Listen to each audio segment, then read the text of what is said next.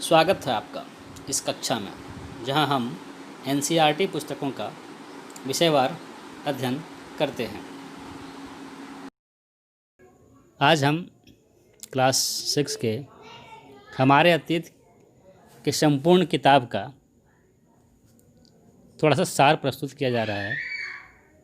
अगर अच्छा लगे तो लाइक एंड शेयर अवश्य करेंगे। तो छठी क्लास में हमने क्या सीखा? प्रारंभिक मानव जंगलों में रहते थे और जंगली जानवरों का शिकार करते थे। इनके अलावा वो जंगल में मिलने वाले जंगली अनाज, फल फूल आदि को भी खाने के लिए इकट्ठा किया करते थे। भोजन का इस तरह इंतजाम करने के आधार पर ही इन्हें शिकारी और खाद्य संग्राहक कहते थे। आरंभिक मानव के इस काल को पाषाण काल कहते हैं। पाषाण यानी पत्थर। आरंभिक मानव के लिए पत्थरों के बने औजारों का बहुत महत्व था, जिनका उपयोग वे अपनी सुरक्षा तथा जंगली जानवरों के शिकार के लिए किया करते थे। आग की खोज एवं पहिए का आविष्कार भी इस काल में हुआ था, जिससे मानव जीवन में गति आई। अभी तक आरंभिक मानव कभी भी एक जगह रुक कर नहीं रहते थे और हमेशा भोजन और पानी की तलाश में एक जगह से दूसरी जगह जाया करते थे। लेकिन लगभग 12,000 साल पहले दुनिया की जलवायु में बड़े बदलाव आए और गर्मी बढ़ने लगी, जिससे कई क्षेत्रों में बड़े बड़े घास के मैदान बन गए और घास खाने वाले जानवरों की संख्या भी बढ़ गई। आरंभिक मानव इनके पीछे आए और इनके खाने पीने की आदतों को समझा और इन्हें पालना शुरू किया। इसके अलावा उन्होंने मौसम के बदलावों को समझा और जंगली जानवरों के पैदा होने के क्रम को जाना और धीरे धीरे खेती की शुरुआत की। खेती और पशुपालन की शुरुआत से उनके जीवन में ठहराव आया, जिसके फलस्वरूप अब वह एक जगह पर टिक कर रहने लगे। इस तरह आरंभिक गांव या शुरुआती कबीले बने।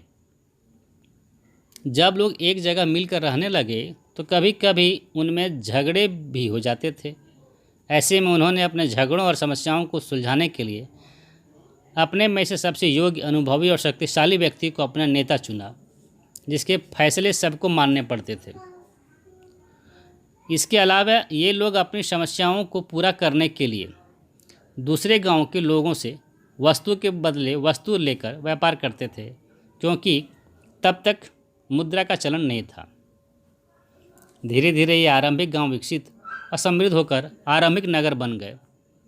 हमारे इस उपमहाद्वीप में मिलने वाला सबसे पुराना आरंभिक नगर हड़प्पा है, जो आज से 5,000 साल पहले बसा था। लेकिन वो नगर आज तक अपनी नगरीय व्यवस्था के लिए जाना जाता है। आरंभिक नगरों के लोग भी व्यापार करने के लिए दूर देशों की तक की यात्रा किया करते थे। धीरे धीरे उनके नेता राजा बन गए और बड़े बड़े महलों में रहने लगे और साथ साथ विशाल सेना रखने लगे। और अब राजा के बाद उनके बड़े बेटे को ही राजा बनाया जाने लगा।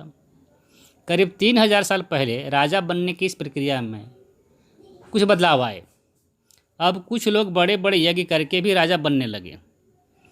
अश्वमेध यज्ञ एक ऐसा ही यज्ञ था जिसमें एक घोड़े को राजा के लोगों की देख रेख में घूमने के लिए छोड़ दिया जाता था। इन महायज्ञों को करने वाले राजा अब जन के राजा न होकर जनपदों के राजा माने जाने लगे।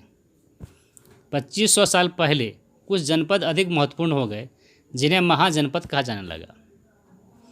अधिकतर महाजनपदों की एक राजधानी होती थी और कई राजधानियों में किलाबंदी की गई।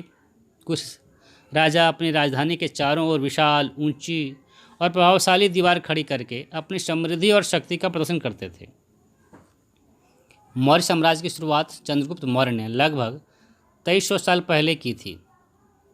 मौर्य साम्राज्य बहुत बड़ा था, इसीलिए अलग अलग हिस्सों पर अलग अलग ढंग से शासन किया जाता था। सम्राट अशोक मौर्य वंश के सबसे प्रसिद्ध शासक थे। उन्होंने कलिंग युद्ध में हुए खून खराबे से दुखी होकर भविष्य में कभी भी युद्ध न करने का निर्णय लिया।